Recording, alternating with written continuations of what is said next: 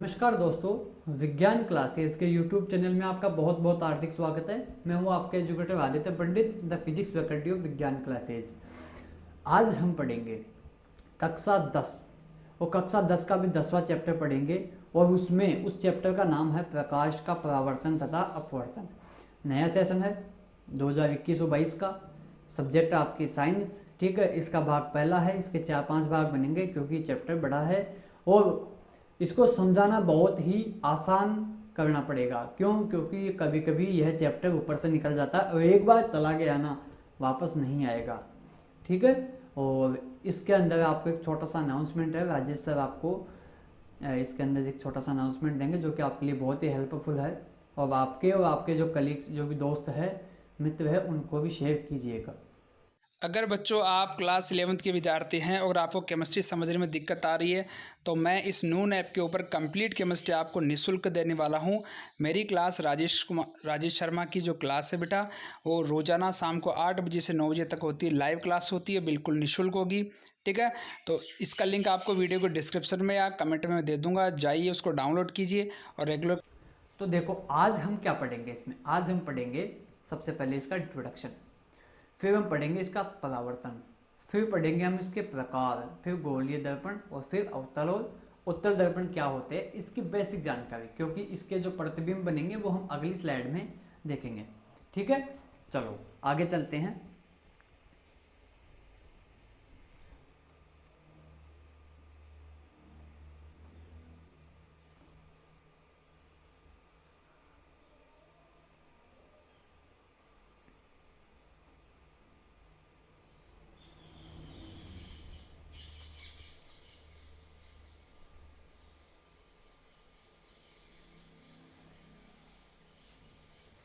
देखो इस स्लाइड में इसका जो परिचय है ना वो बहुत ही इंपॉर्टेंट है। देखो मैं आपको दो बातें क्लियर कर दूं अभी भी, ठीक है। पहली चीज कि प्रकाश क्या होता है, व्हाट इज द लाइट।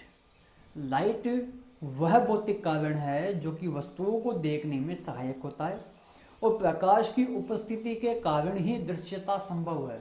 अब ऐसा क्यों है? देखो जो लाइट है ना, अब ऐसा क्यों है, वही चीज वही इंपॉर्टेंट है। देखो मैं एक फिर से बोल देता हूं कि वस्तुओं को देखने के लिए सहायक होता है, पहली चीज।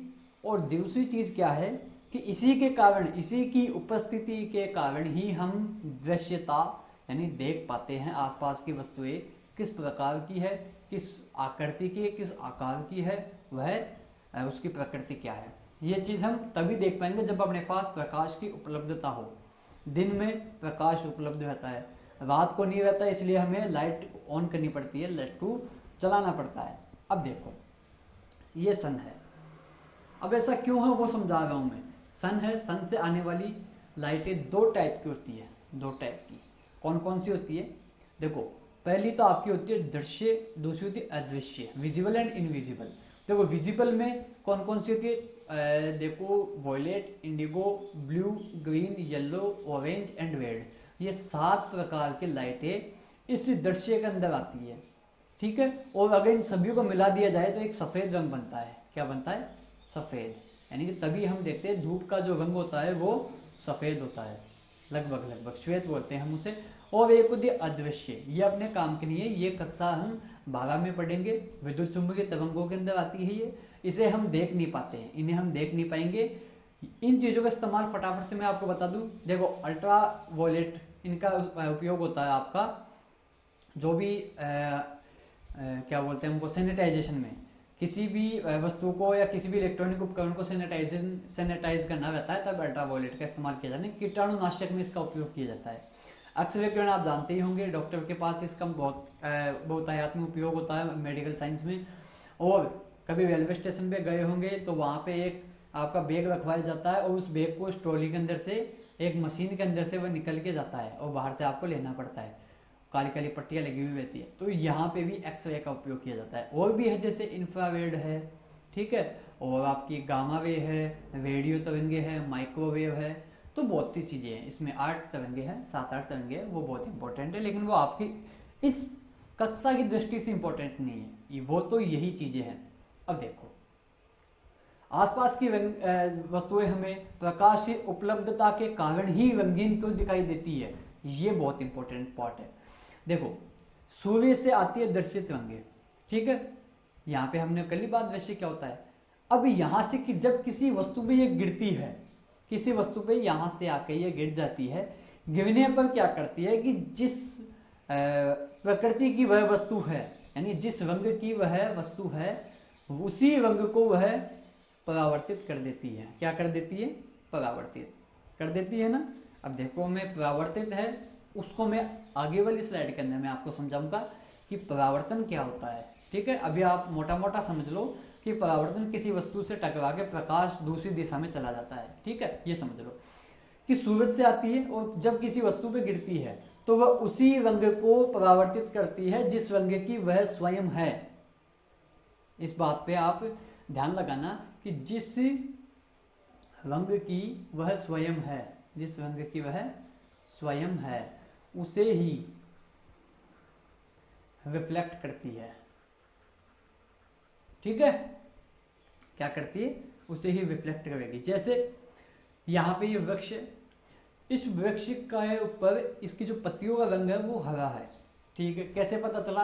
क्योंकि यहाँ पे जो भी लाइट आई उसमें सिर्फ हरे रंग को ही उसने क्या किया है? परावर्तित किया है। बाकी जितने भी कलर है उन सभी को इसने अवशोषित कर लिया। क्या कर लिया? अवशोषित।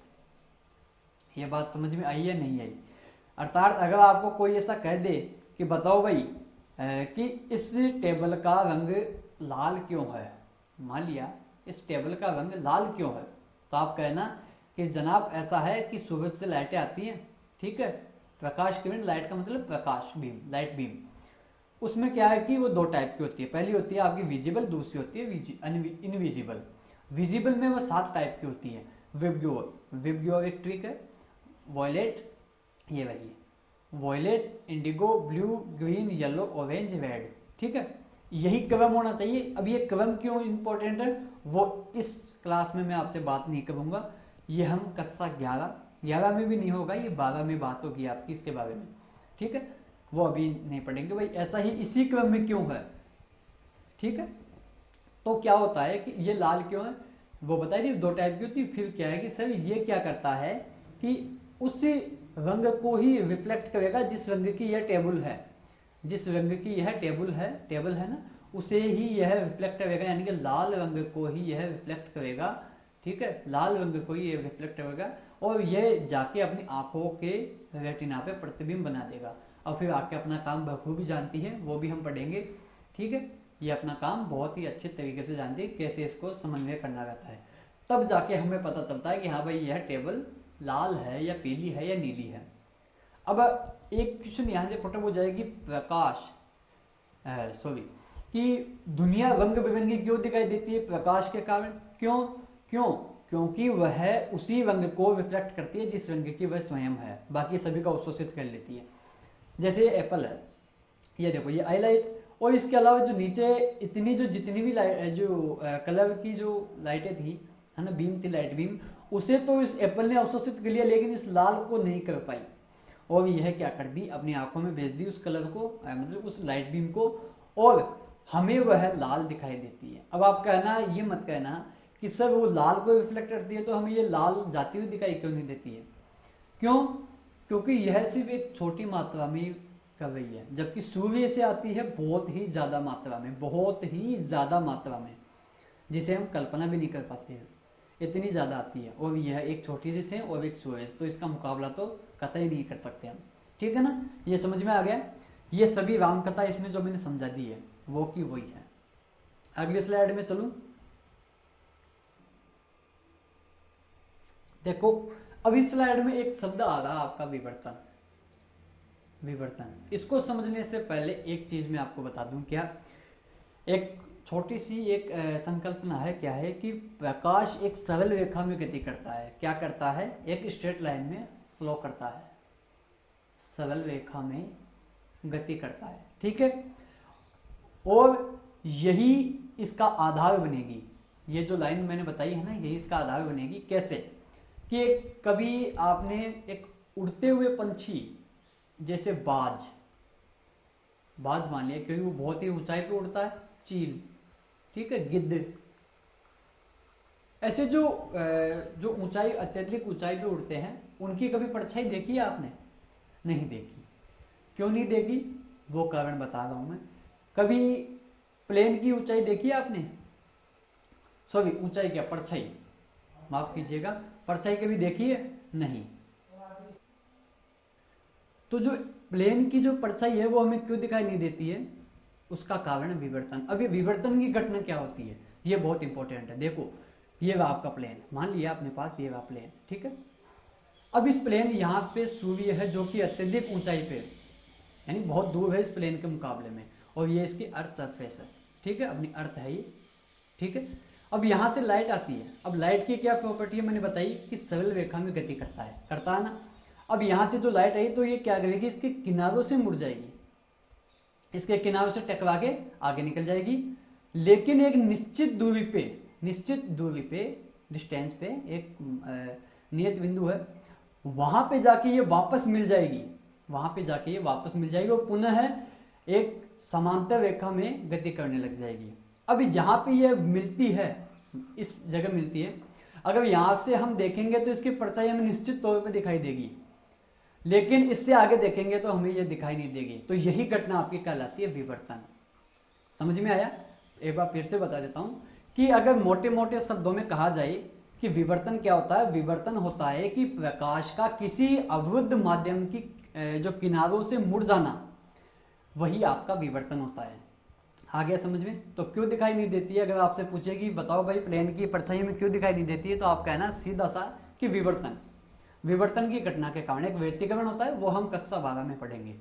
यहाँ पे आपका एक शब्दावली दी गई है तो उसी को हम समझेंगे, ठीक है। अब आप वो अगला पूछिए कि विवर्तन ही क्यों, तो विवर्तन की घटना क्या है, तो आप कह देना कि किसी भी अवरुद्ध माध्यम से, अवरुद्ध माध्यम बोल रहा हूं, यानी कि जैसे मान लिया कि चलो एक छोटा सा एक्सपेरिमेंट करना आप घर पे। वो कैसे कि लाइट है घर पे, लट्टू जलाना, और सामने एक दीवार है, और बीच में आप क्या करना, अपना हथेली की परछाई बनाना इस दीवार पे, ठीक है। और फिर इस हथेली को क्या करना, आप लट्टू की तरफ लेके जाना, तो आप देखोगे कि पहले के मुकाबले परछाई में थोड़ा धुंधलापन आएगा, ठीक है। और एक निश्चित बिंदु पे जाके, एक निश्चित दूरी पे, जगह पे जाके वह क्या करेगा, परछाई ही दिखाई नहीं देगी हमें। अगर इन दोनों में डिस्टेंस अच्छी है, बहुत दूर है, तब तो मजा आएगा इसमें। अगर ये कुछ 2-4 फीट में होगी तो कोई फर्क नहीं पड़ेगा इसमें, ठीक है। कम से कम ये 8 से 10 फीट मिनिमम, 10 फीट तो होनी चाहिए, ठीक है ना। तब देखना कि वो क्या होता है कि यहाँ पे तो आपको परछाई अच्छे से दिखाई दी, क्यों? क्योंकि यह वो बिंदु नहीं था। लेकिन जैसे इसको आप, जैसे मान लिया कि यहाँ पे ले गए आप उस हाथ को, यहाँ पे ले गए, तो क्या होगा कि इसके किनारों से क्या करेगी, वो मुड़ जाएगी। मुड़ जाने के बाद किसी निश्चित बिंदु पे तो वह रहेगी, लेकिन उसके बाद वापस वह समांतर हो जाएगी। यही चीज है विवर्तन। अब एक वैज्ञानिक थे डी ब्रोगली, ठीक है। उस वैज्ञानिक ने क्या कहा, सिर्फ वही कथन हमें पढ़ना है कि न तो तरंग माना गया और न ही कण माना गया। अच्छा, ये तो क्वांटम सिद्धांत ने कहा था, लेकिन डी ब्रोगली ने क्या कहा था कि उसे तरंग भी माना है प्रकाश को, और कण भी माना है। बस यही कथन हमें याद रखना है। और क्वांटम मैकेनिक्स में आपको क्या कहा गया है कि न तो उसे तरंग माना गया है, न ही उसे कण माना गया, जो कि आप जो बीएससी करोगे उसके फाइनल ईयर में आपकी एक पुस्तक चलती है क्वांटम मैकेनिक्स, उसमें आप इसे अच्छे से पढ़ोगे, ठीक है। अगली स्लाइड में चलते हैं। यहाँ पे जो इम्पोर्टेंट चीज़ क्या है, देखो परावर्तन क्या होता है, ये बहुत इंपॉर्टेंट है। देखो सबसे पहले इसकी डेफिनेशन देखते हैं कि जब प्रकाश की किरणें किसी पृष्ठ पर गिरती है तो उनमें से अधिकांश किरणें निश्चित दिशाओं में गमन कर जाती है, यही आपका परावर्तन कहलाता है। अब दैनिक जीवन में हम सभी 2 प्रकार के देखते हैं, पहला होता है नियमित और दूसरा होता है विसरित। अब ये डायग्राम समझते हैं सबसे पहले, ताकि ये पूरी चीजें हमें समझ में आ जाएगी। अब देखो दोस्तों कि ये जब मान लिया कि अपने पास यह कोई एक परावर्तक पृष्ठ है, यानी कि ये कोई समतल दर्पण या कोई चिकनी सरफेस है, ठीक है। अब जब सूर्य की या कोई भी लाइट बीम इस पे आकर टकराएगी तो जो आती है ना, उसे कहते हैं हम आपतित किरण। क्या कहेंगे? आपतित किरण। और जब वो टकरा के किसी निश्चित दिशा में इधर चली जाएगी, देखो जी चिकना होना चाहिए समतल पृष्ठ, क्या होना चाहिए? चिकना या समतल, चिकना व समतल दोनों ही होना चाहिए, चिकना व समतल दोनों ही होना चाहिए। तो यह कहलाएगी आपकी परावर्तित किरण। ठीक है, तो ये देखो यहाँ से एक मध्य केंद्र काल्पनिक इन दोनों को बांटने के लिए, काटने के लिए बीच में काल्पनिक रेखा खींची गई है, यह आपका कहलाता है अभिलंब। वैसे एक्चुअल में इसका अस्तित्व नहीं होता है, इसका कोई अस्तित्व नहीं है, लेकिन इसका और इसका दोनों का अस्तित्व है। ठीक है ना। अब देखो यहाँ पे अभिलंब है, अभिलंब तथा आपतित किरण के मध्य जो कोण बनता है वह कहलाता है आपका आई, यानी कि आपतन कोण। क्या कहलाएगा? आपतन कोण। ठीक है, और परावर्तित किरण और आपका अभिलंब इन दोनों के मध्य जो कोण है वो कहलाता आव, यानी कि यह क्या कहलाता आपका परावर्तित कोण। क्या कहलाएगा? परावर्तित कोण। आया समझ में। और यह बीच में आपका क्या कहलाया? अभिलंब। जब कोई भी लाइट बीम किसी चिकनी समतल सतह पर आके टकराती है, वह किसी अन्य दिशा में जो कि निश्चित है, अगर वह चिकना समतल है तो वह निश्चित दिशा में, और अगर खुरदरा है तो वह निश्चित नहीं होगी, कोई गारंटी नहीं है। ठीक है ना। टकराती है और फिर कहीं दूसरी दिशा में वह चली जाती है तो वह आपका परावर्तन कहलाता है। ठीक है, अब इसके नियम देखो फटाफट से। नियम क्या है कि देखो आपतन कोण परावर्तन कोण के बराबर होता है। ठीक है, अब ये जो कोण है इस कोण के इक्वल होगा अगर चिकना व समतल पृष्ठ हो। क्या हो? चिकना तथा समतल पृष्ठ हो, तब वह क्या होगा? आपतन व परावर्तन कोण दोनों ही इक्वल होंगे। ठीक है, अर्थात कि यदि आपतन कोण 45 डिग्री है, तो एक सेकंड में इसको मिटा दूं।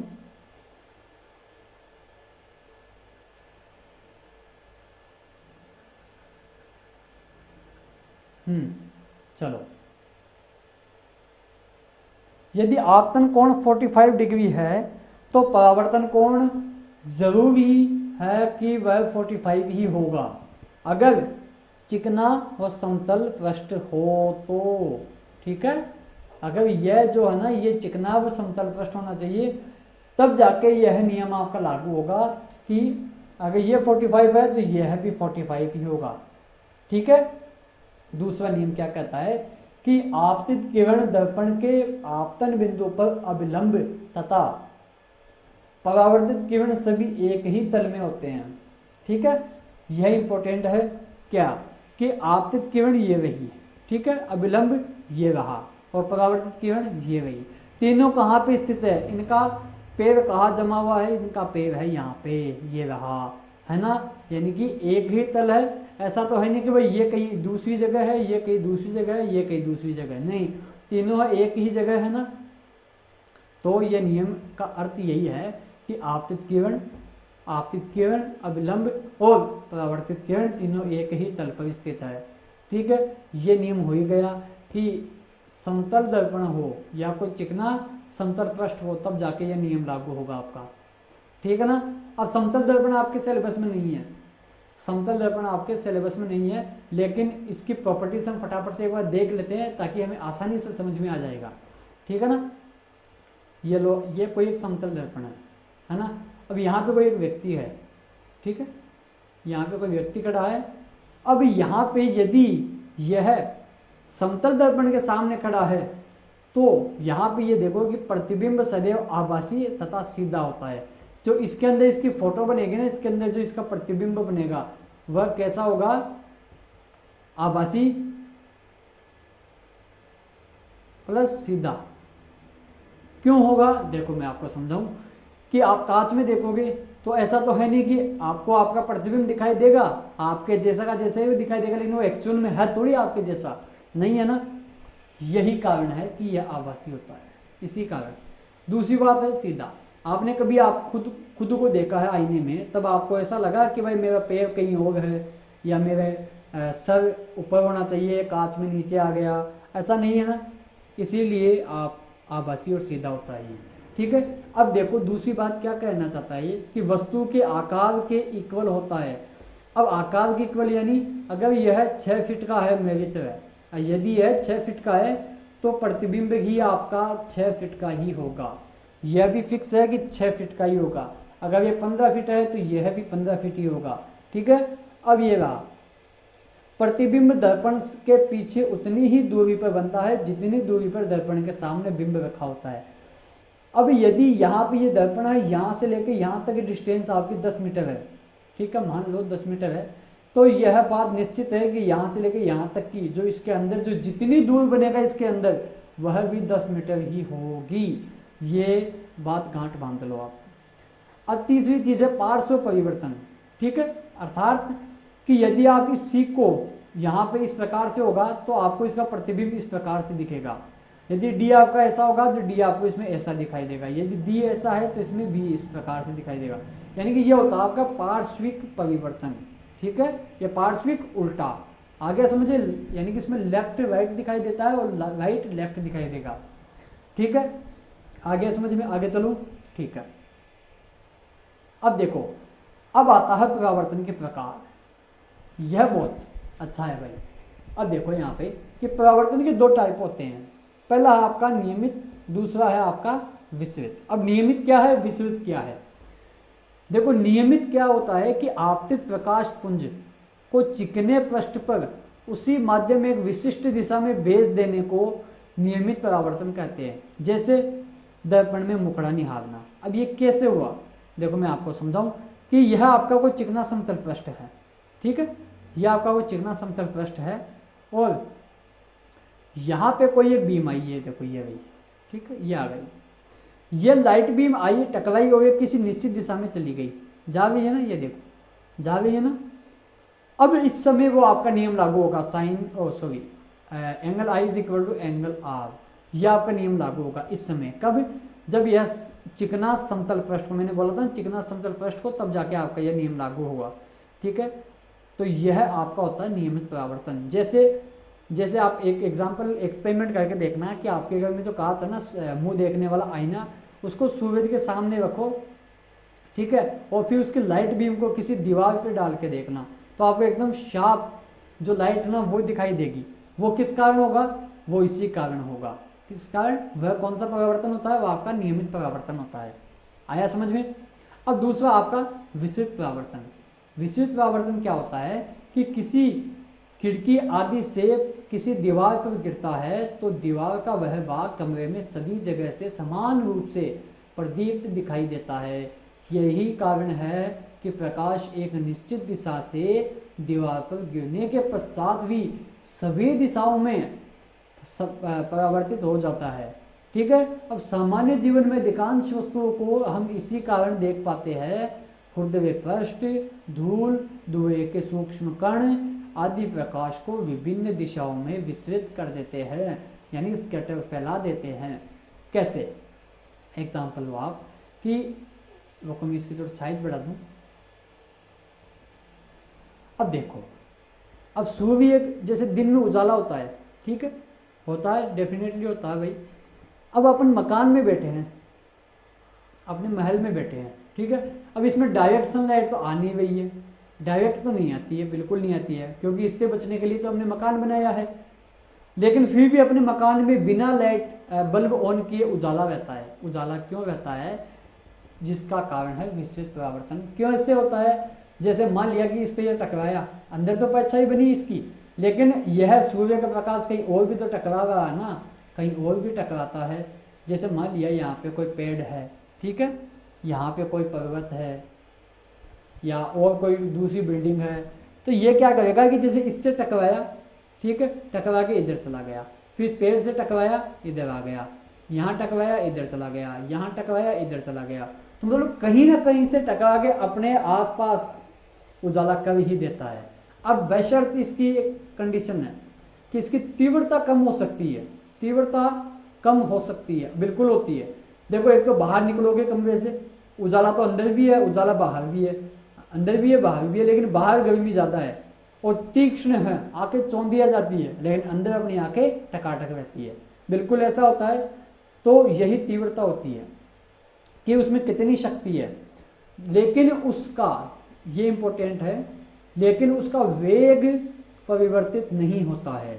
वेग अगर उसका बाहर 3 × 10⁸ मीटर पर सेकंड है तो गारंटी है अंदर भी आपका 3 गुणा 10 की घात 8 मीटर पर सेकंड ही होगा। ऐसा नहीं है कि भाई अंदर डायरेक्ट नहीं आ रहा है तो उसका वेग कम हो जाएगा या कुछ और, लेकिन उसकी तीव्रता कम हो सकती है, बिल्कुल हो सकती है, लेकिन उसका वेग कम नहीं होगा। ये गांठ बांध लो आप।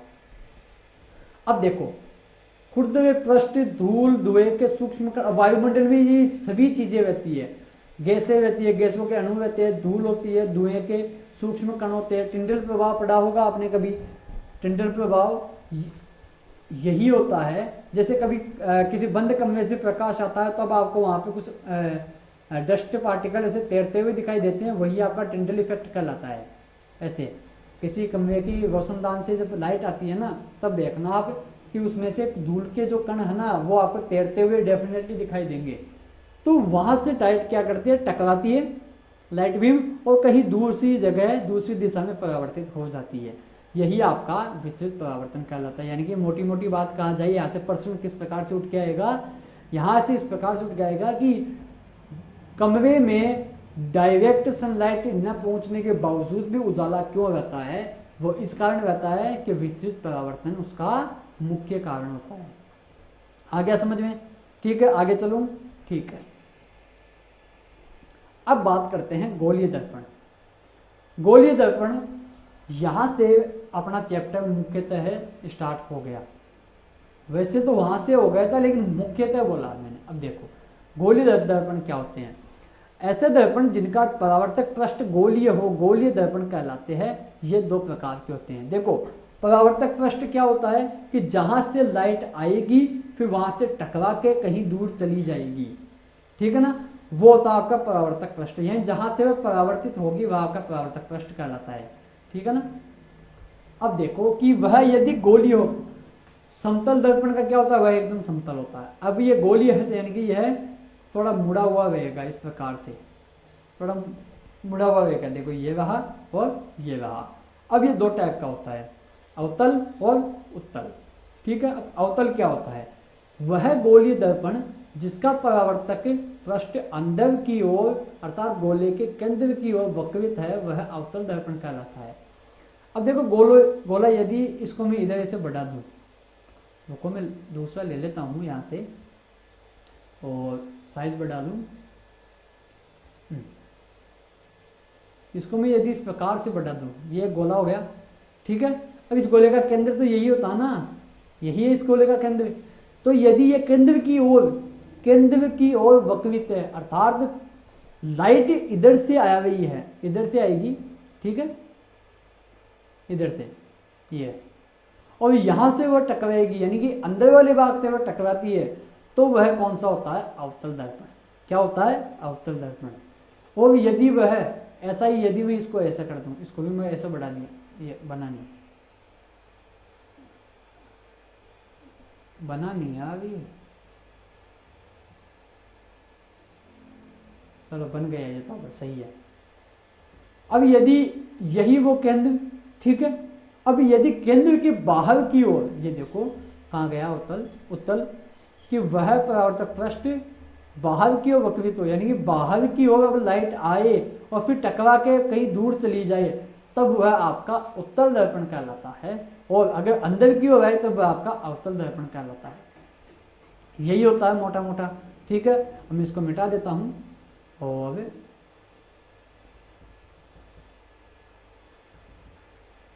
अब इसके आगे हम बात करेंगे जो मुख्य टर्म्स होती है इसकी, क्या क्या टर्म्स है इसमें, वो इंपॉर्टेंट है, वो देखते हैं। कि पहला आता है इसमें दर्पण का ध्रुव, दूसरा है मुख्य अक्ष, फिर वक्रता त्रिज्या, और फिर आएगा आपका फोकस, फिर आपका वक्रता ध्रुवी, फोकस ध्रुवी, इन सभी चीजों के बारे में हम अध्ययन करेंगे, ठीक है ना। अब देखो पहली चीज है अपने दर्पण का ध्रुव। अब दर्पण का ध्रुव क्या होता है, जैसे मान लिया, अब देखो अवतल दर्पण इसके क्या होता है कि जो बाहर की ओर लेप लगाया हुआ रहता है, यह लेप होता है आपका चांदी का या एल्यूमिनियम का, चांदी अर्जेंटम या फिर एल्यूमिनियम का लेप लगाया हुआ रहता है, फिर उस पर कलर कर दिया जाता है। अब यहाँ पे यदि ये बाहर की ओर इस पर लेप लगाया हुआ है तो वह उत्तल दर्पण, और यदि अंदर की ओर लेप लगाया हुआ है तो वह उत्तल दर्पण, ठीक है। अब दर्पण का ध्रुव क्या होता है कि यह आपका एक दर्पण है, दर्पण के बीचों बीच, यहाँ पे बीचों बीच, ये बीचों बीच, ये P से डिनोट किया जाता है, जिसे हम कहते हैं पोल। क्या कहेंगे? पोल, यानी कि ध्रुव, ठीक है, जिसे हम ध्रुव कहेंगे। अब आता है मुख्य अक्ष।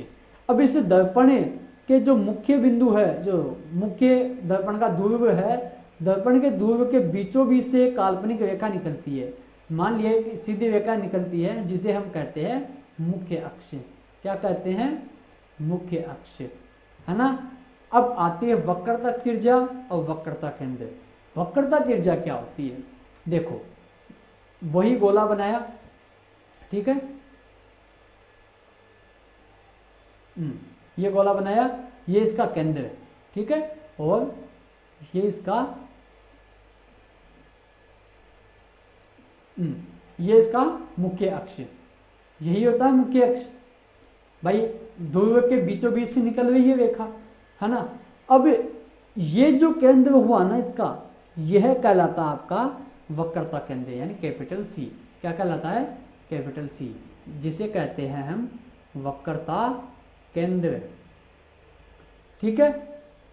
और यहाँ इस चीज से लेके यहाँ इस ये जो P है ना, इन दोनों के बीच की डिस्टेंस कहलाती है आपकी R, जिसे कहा जाता है वक्रता त्रिज्या। क्या कहा जाता है? वक्रता त्रिज्या। आ गया समझ में? ठीक है। अब देखो, यदि आपको ऐसा नहीं समझ में आया है, ठीक है, तो इसको एक बार फिर से रिवाइंड कर लेना, है ना, और एक बार पुनः देखना, अच्छे से समझ में आ जाएगा। अब यदि कभी कभी ऐसा होता है कि आपको इसकी कोई कोऑर्डिनेशन नहीं दिया हुआ रहता है, यानी यह आपको बताया हुआ नहीं रहता है कि भाई कहाँ पे है, तो इसको कैसे फाइंड आउट किया जाए, वो मैं आगे बताता हूँ, ठीक है। देखो क्या क्या क्लियर किया यहाँ से। एक तो ध्रुव क्लियर किया, पोल एक मुख्य अक्ष, पोल एकदम मध्य बिंदु होता है, और इसके मध्य बिंदु से गुजरने वाली जो रेखा होती है वह आपकी मुख्य अक्ष कहलाती है। और एक यदि मैं इसको आगे बढ़ा के गोला बना दूं, गोले का बीच का एक सेंटर है ये। अब इस सेंटर से इस पोल के मध्य की दूरी कहलाती है वक्रता त्रिज्या, और ये सेंटर कहलाता है आपका कर्वेचर, यानी वक्रता केंद्र, ठीक है। अब आगे चलता हूं मैं, यही चीजें हैं ये देखो जो मैंने समझाई। अब ये परावर्तक पृष्ठ तल क्या होता है? देखो यहाँ पे यदि मैं M और N मान लूं, ठीक है, तो यानी कि यह परावर्तक तल क्या, जिन्हें इस ये जो M है ना, M N, इन्हें मैं कहता हूँ द्वारक। क्या कहता हूँ? द्वारक होता है ये। अब ये द्वारक क्या होता है? यानी कि यह एक एरिया है, यहाँ M से N तक ही कोई भी लाइट प्रवेश करके रिफ्लेक्ट हो सकती है। अगर इससे जस्ट ऊपर चली जाएगी तो लाइट सीधी निकल जाएगी, ठीक है। यानी यहाँ से लेके यहाँ तक का क्षेत्रफल ही, यानी कि यह एरिया ही आपका परावर्तन के योग्य है। इसके बाद परावर्तन नहीं होगा, वह सीधी निकल जाएगी। यानी कि यह गेट है कि आप लाइट यहीं से प्रवेश करेगी, बाकी तो उसको लात मार के बाहर फेंक दिया जाएगा। यह आपका द्वारक कहलाता है। सेम ये का यही कंसेप्ट इसमें है। आगे चलता हूं, देखो अब आता है मुख्य फोकस। मुख्य फोकस और फोकस दूरी, यह भी महत्वपूर्ण है।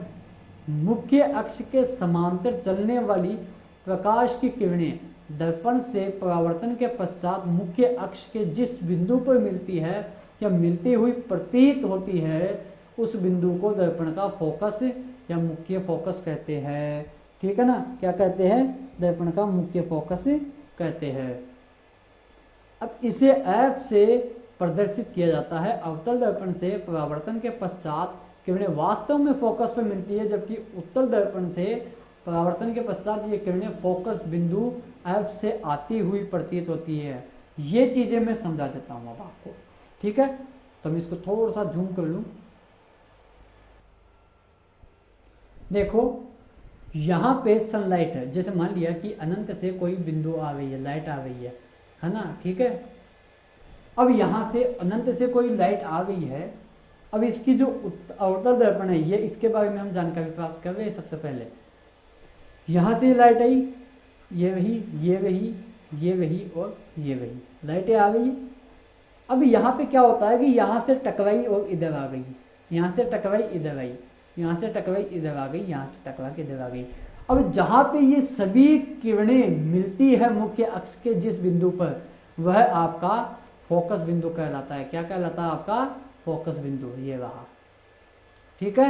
यानी कि जहाँ पे से परावर्तित होकर जिस बिंदु पे ये टकराती है, यानी कि जैसे ये आपका, रुको मैं इसको बढ़ा लेता हूँ थोड़ा सा, ये लो साहब, ये रहा, इस यहाँ से यहाँ तक ये इसका द्वारक होगा। इस द्वारक में लाइट बीम प्रवेश करती है और वह किसी बिंदु से टकरा के, वह किसी बिंदु से यानी कि इसके किसी, यानी कि दर्पण के किसी बिंदु से टकरा के मुख्य अक्ष के किसी बिंदु पर आकर एक दूसरे को काटती है या मिलती है, वह कहलाती है आपकी फोकस बिंदु या मुख्य फोकस। क्या कहलाता है? मुख्य फोकस।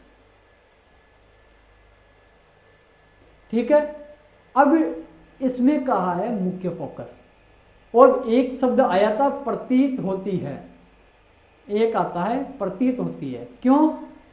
देखो, इस अवतल दर्पण की एक प्रॉपर्टी है, वो क्या है कि यह लाइट को इकट्ठा करता है। ठीक है, यह इसकी एक महत्वपूर्ण इसका गुणधर्म है कि वह यह लाइट को इकट्ठा करता है। क्यों? क्योंकि जाहिर सी बात है, यहां से टकराएगा और इधर ही आएगा, ऐसा तो नहीं यहाँ टकराया और इधर चला जाएगा। भाई इसको घुमाव इसका इस प्रकार से, तो यहाँ से टकराएगा तो इधर ही जाएगा, ऐसा ही होता है ना। भाई बॉल को एक काम करो आप, जैसे कोई ऐसी कोई दीवार है ना, वहाँ पे बॉल को टकराओ, फिर देखो बॉल कहाँ जाएगी, इधर तो जाएगी ही नहीं, पॉसिबल ही नहीं है, वह इधर ही जाएगी। यह सिंपल सा नियम है, आपको भी पता है कि इसकी घुमाव इसका इस तरफ है, घुमाव इसका इस तरफ है, तो यह लाइट इधर ही आएगी और यह मुख्य बिंदु पे मिल जाती है, प्रतीत होती है। ठीक है, अब इसमें क्या होता है उत्तल दर्पण में कि यह जो उत्तल दर्पण है, इसके बारे में बता रहा हूं मैं, यह लाइट को बिखेरता है, बिखेरता है। क्या करता है? ये लाइट को बिखेर देता है। आ गया? कहाँ गया? ये रहा, बिखेरता है। ठीक है, ओके। अब देखो, ये आपकी लाइटें आ गई है, वही लाइटें मतलब लाइट बीम, मेरा कहने का अर्थ है लाइट से लाइट बीम, लाइट बीम आ गई है और टकरा के, अब देखो वही एक एक काम करना, वही जो घुमावदार है, एक तो अब आप क्या करना है कि इधर से एक बॉल फेंकना और देखना कि वह किधर जाएगी, नीचे थोड़ी आएगी वो, अब उसके ढलान ऊपर है तो वह इस तरफ जाएगी। ठीक है, तो ये लाइट बीम इधर चली गई, यह इधर चली गई, ठीक है, यह इधर चली गई, यह इधर चली गई, और यह यहाँ से टकरा के यह इधर आ गई, यह टकराई इधर चली गई, और यह टकराई इधर चली गई, और यह टकराई इधर चली गई, और एक सीधी आई। एक चीज और यहाँ पे दोनों के लिए ही है कि यदि मुख्य अक्ष पर कोई प्रकाशिक पुंज या कोई किरण आपतित होती है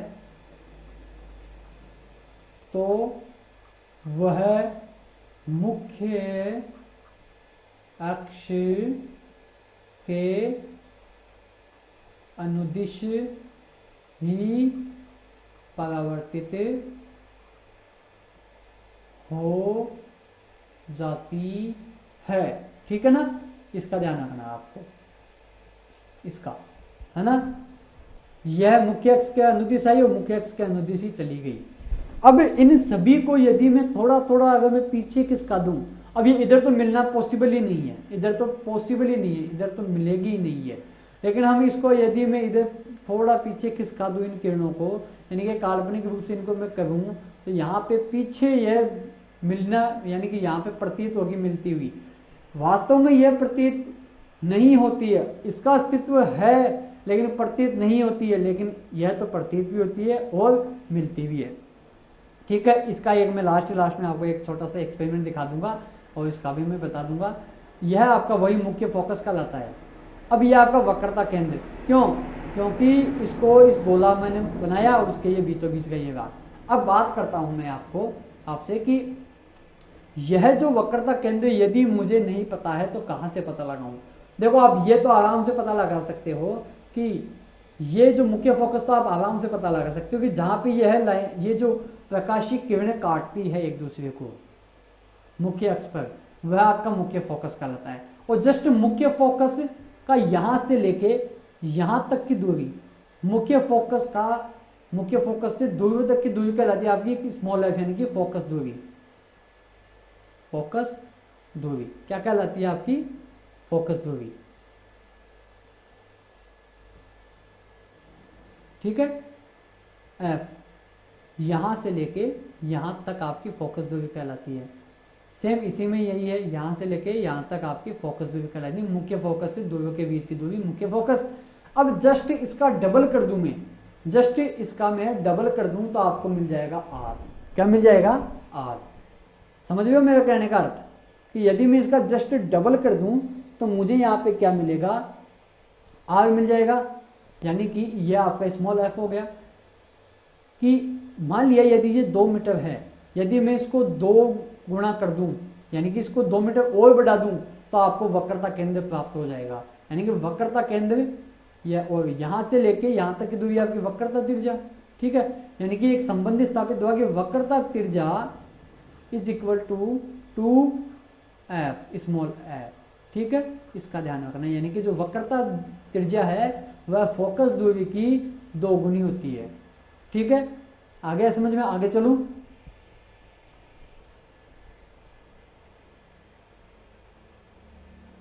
क्या हो गया?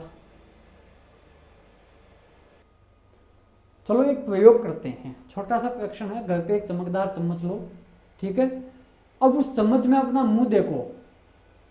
ठीक है, उस मुंह देखोगे, दोनों साइड जो चम्मच का भाग है ना, एक तो उसका धसा हुआ भाग रहता है।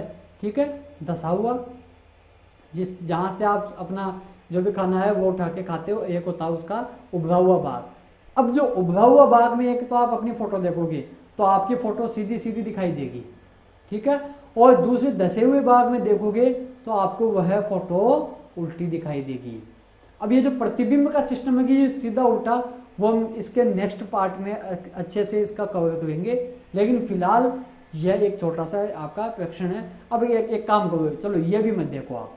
ठीक है, यहाँ पे टॉर्च मारो, अंधेरे कमरा है, यहाँ पे टॉर्च मारो, है ना, इस चम्मच पे, और फिर देखो कि यह कहाँ जाती है, यह फैल जाएगी।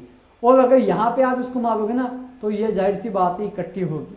ठीक है ना, तो जो इकट्ठी हुई है वह आपका अवतल दर्पण है, और जो फैला दे रही है वह आपका उत्तल दर्पण है। आया समझ में?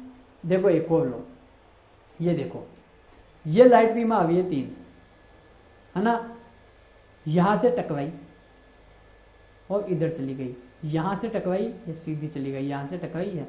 अब मुख्य अक्ष ये रहा, इसका मुख्य अक्ष ये रहा। ठीक है, अब इस मुख्य अक्ष के किस बिंदु पे यह काट रही है, तो यहां पे क्या हो गया इसका कैपिटल एफ, यानी कि मुख्य फोकस। अब यहां से लेके यहां तक की दूरी क्या कहलाई है आपकी? यहां से लेके यहां तक की दूरी स्मॉल एफ। अब यहाँ पे हमें वक्रता केंद्र नहीं पता है ना पूरे में, तो क्या करें, इसका डबल कर दूं। जैसे मान लीजिए ये 2 मीटर प्राप्त हुई हमें, अब मैं 2 मीटर इसको आगे और खिसका दूं तो हमें यहाँ पे ये वक्रता केंद्र प्राप्त हो गया ना। यहाँ पे वास्तव में एक दूसरे को काट रही है। ये एक्चुअल के अंदर है ना, ये एक्सपेरिमेंट किया हुआ है, उसी का स्क्रीनशॉट है ये। ठीक है ना। अब तो यह किसकी बात कार्य किया? यह अवतल दर्पण, और यह जो है ये उत्तल दर्पण की बात कार्य करेगा, क्योंकि ये लाइट आई, वही 3 लाइट आई, लाइट बीम यहां से टकराई, यह मुख्य अक्ष के समांतर थी इसलिए इधर चली गई, यह इधर चली गई, यह इधर चली गई। ठीक है ना। अब देखो यदि मैं इसको पीछे थोड़ा सा डॉटेड करके इसको मैं खिसका दूं, इसको भी मैं खिसका दूं, तो यहाँ पे ये मिलती हुई प्रतीत होती है, तो यानी कि यह इसका कैपिटल 11 मुख्य फोकस हो गया। और यहां से लेके यहां तक के बीच की दूरी क्या हो गई आपकी? Small F. क्या हो गई? Small F. और अब इसका फिर हमें वक्रता केंद्र पता लगाना हो, क्या करना पता हो? वक्रता केंद्र। तो हम इसको क्या करेंगे, जैसे मान लिया ये दूरी है ना, जस्ट इतनी कितनी अपन इधर और बढ़ा दी, तो ये आपका वक्रता केंद्र प्राप्त हो जाएगा। तो यहाँ से यहाँ तक की दूरी आपकी वक्रता त्रिज्या होती है। ठीक है, तो ये कौन सा हो गया? ये आपका उत्तल दर्पण। ये क्या कर रहा है? देखो लाइट को बिखेर रहा है ना, और ये क्या कर रहा है? लाइट को इकट्ठी कर रहा है। तो यही आपका उत्तल और अवतल दर्पण होता है ना। आ गया समझ में। तो यह आपका एक भाग कंप्लीट हो गया। अगले भाग में हम पढ़ेंगे कि जो इसके प्रतिबिंब बनते हैं, गोलीय दर्पणों के प्रतिबिंब बनते हैं, वो कैसे बनते हैं, उनकी क्या प्रॉपर्टीज होती है, वो सभी चीज़ों का अध्ययन हम अगले भाग में करेंगे, पार्ट नंबर 2 में। ठीक है ना। और यदि यह वीडियो आपको यूजफुल लगाए और अगर यह आपको अच्छा लगे तो इसको लाइक शेयर सब्सक्राइब जरूर कीजिएगा। विज्ञान क्लासेस के साथ बने रहिए। तब तक के लिए जय हिंद। Thanks for watching.